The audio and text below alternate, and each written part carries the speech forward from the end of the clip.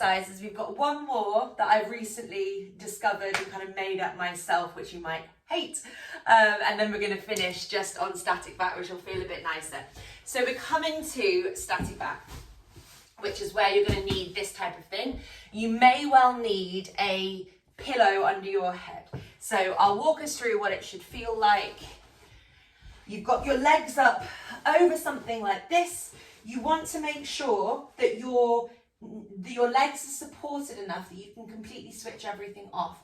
So if I didn't have the bolster under my calves, my legs would like flop out to the side. So when I relax them, the knees and the feet would flop out to the side. We're trying to keep our legs in this kind of neutral alignment out of the hip, which is the same thing that I've been going on about the whole time. Initially, what I want everybody to do, just because why not, let's just put our egos to one side and just see how we feel. I want you to put a block under your head and just assess if that feels nice or not. If you have a block under your head and you still feel spinal tension, neck tension, jaw tension, you've got an arch in your lower back, which you shouldn't have in this posture, don't push it down. It should naturally want to go that way. Put more support under your head, okay? Do not underestimate how much a tight back might need to be propped up. It should feel like you are really melting fully into the floor and that like shoulders, rib cage and the whole of your spine and pelvis is sinking backwards onto the floor. If you're doing this and you feel comfortable, take the pillow away, but then ask yourself the question, as I take the pillow away, have I flared my rib cage back up? So is there kind of an arch in my lower back? Do my shoulders feel like they're really rounding off the floor and my head's like tilting backwards like that? And do I notice if I have any like neck tension or spinal tension creep back in?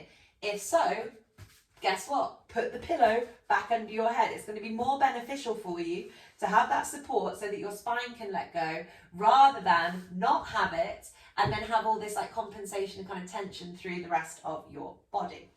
We are going to do a really horrible exercise for your kind of lateral hip stabilizers. So little muscles around here that are often chronically underused just because of how we sit all the time. And then we are not able to access those muscles when we do things that really require them, walking, running, other forms of exercise. So we're going to hopefully get a really good cramp in the outside edge of your hips. So for those of you who maybe this is the first class you've done with me, I love cramp. In my classes, if you get cramp, you are getting cramp because you are accessing dysfunction, which is exactly what we want to encourage. If we can find muscles that don't work well and they get a cramp, that's what we want because that's them waking up. So if you do get a cramp, relax it off, shake it off, do what you need to do, but come back to that exercise as soon as you can and do it as often as you can until you don't get the cramp anymore, because you want to fight through that, well, not fight through the cramp when you get it, but the more you try and do the exercises that give you cramp, the less you're going to get cramp because the more functional those muscles have become. So enjoy cramp. It's a great sign that we are accessing dysfunction and that's what we want more of. So what you're going to do is try and keep your upper body entirely relaxed. This is not an abdominals exercise, so there is no reason for your abdominals to tense up here. Okay, this might be quite hard because most people are very used to gripping their abs. Hip flexion, which is this, does not involve your abdominals. So keep these guys loose and you are just bringing your leg up. You are not going so far that you tuck your pelvis under around the spine. Spine stays straight, pelvis is grounded. The hinge here is occurring at the hip, not the lower back. And yeah, if your abdominals are tense, you've probably gone too far with your leg for what your hip flexion can cope with. So you might need to kind of take the leg down a little bit. Try and relax the other leg. So we're going to keep this foot flexed. Hopefully that's making more sense now. The top of the foot draws towards the shin and we are using the outside edge as much to pull back as we are the inside edge. So we don't want kind of twisting and weirdness happening through that ankle.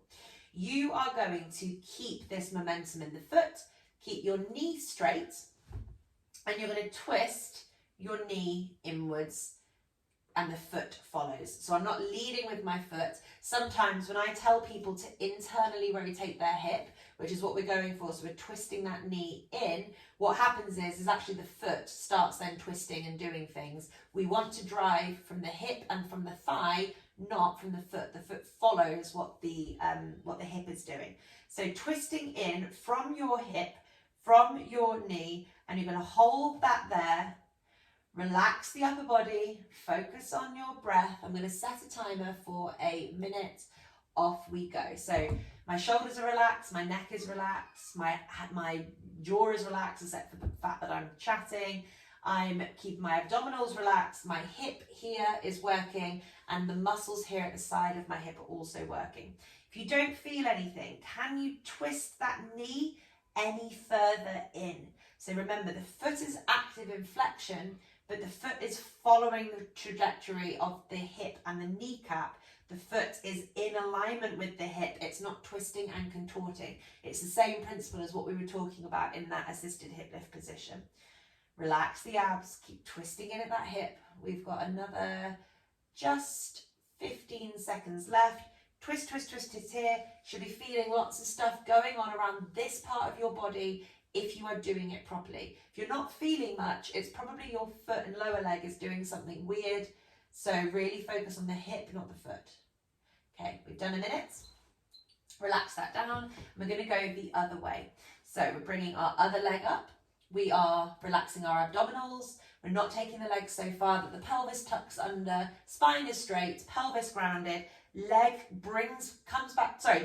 foot comes back towards you, top of feet, not just the toes. So if you're doing this and pulling your toes back, you're not flexing your foot, you're just flexing your toes. Bring the foot back and think about the outside edge of your foot as much as you do the big toe. The knee stays straight, which is going to wake up the quads, and you're going to twist inwards from the hip, relaxing everything else. I'm going to get a cramp on this side because I'm definitely weaker in the muscles here on this side, on my right side, than I am my left. My left leg is relaxed. My abdominals are relaxed. My neck is relaxed. My shoulders are relaxed. I'm just twisting inwards from that right hip and enjoying that crampy sensation in the side of the hip as I wake up muscles like my glute med, my glute min, my TFL, all the muscles on the side of the hip, which when these guys don't work, they're going to turn into things like IT band syndrome or knock knees and all variety of different things. I've got another 20 seconds here. If it feels too easy, have you forgotten about flexing your foot? Can you take your knee a little bit higher, and can you rotate inwards anymore? We've done external hip rotation and now we're doing internal hip rotation. Just as important. 3, 2, 1. Okay, and now we have